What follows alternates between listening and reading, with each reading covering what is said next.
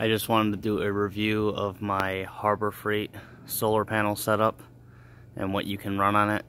I've got two 100-watt kits. It's 8 panels total. There's 7 on the roof. I had one down here on the ground. It's I need a little bit of repair, so I repaired it and it's fine now. It is about lunchtime, towards the end of November, so it's winter time. It's not ideal temperatures for solar.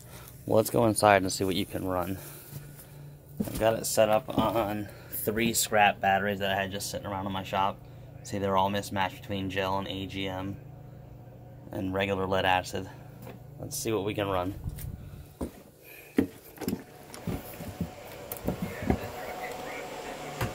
Alright, to give you guys an idea, like I said, it's full sunlight out towards the end of November, so it's winter time.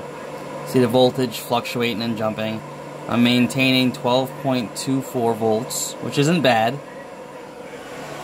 It comes in up to the Harbor Frieght Sentech inverter.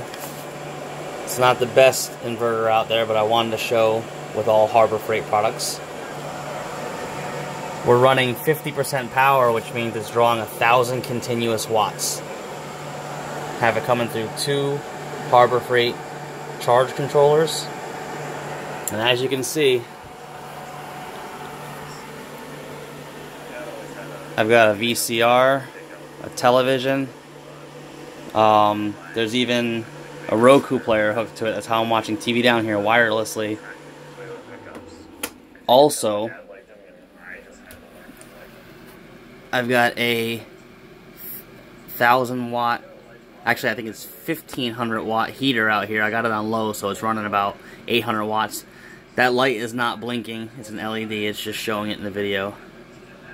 But yeah, I mean, look, we're maintaining over 12 volts. It's fluctuating because the sun's moving, but it's maintaining generally between high 11.9s and 12.2. So, I want to give you an idea. You can run stuff off pure solar. You just have to have the right setups. Thanks for watching. Please subscribe.